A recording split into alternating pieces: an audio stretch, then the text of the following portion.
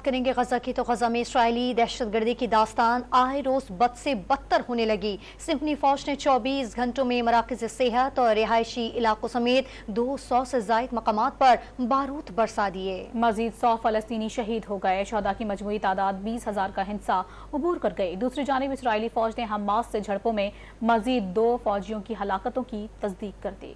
गजा में एक बार फिर इंसानी खून की अर्जानी। सियानी फौज ने रफा और नसीरात पनाह गुज़ीन कैंप पर एक बार फिर रॉकेट दाग दिए। खान यूनिस की यूरोपीय अस्पताल के करीब भी बमबारी की, जहां मजीद 55 फलस्तीनी इसराइली दहशतगर्दी का निशाना बने। 24 घंटों में मजमूई तौर पर 230 मकामात को निशाना बनाया गया, जिसके नतीजे में 100 से ज्यादा फलस्तीनी शहीद हुए। इसराइली फौज ने खान यूनिस के बाद गजा के इलाके शुजाइया पर भी कब्जे का दावा किया है। इसराइली बमबारी के बाद शुमाली गजा के तमाम अस्पताल गैर फाल हो गए, जबकि सिहानी अफवाज से गजा के कब्रिस्तान भी महफूज न रह सके। मशरकी गजा में इसराइल ने बिल्डोजरों से कब्रों को रौंद डाला। दूसरी जानिब फलस्तीन की मज़ाहमती तंजीम हमास की इसराइली दहशतगर्दी के खिलाफ जवाबी कार्रवाइयाँ जारी हैं। फौजियों की गाड़ियों पर हमले की नई वीडियो जारी कर दी। इसराइली फौज ने 24 घंटों के दौरान मजीद 2 फौजियों की हलाकतों की तस्दीक कर दी। जमीनी कार्रवाई में अब तक 140 इसराइली फौजी हलाक हो चुके हैं।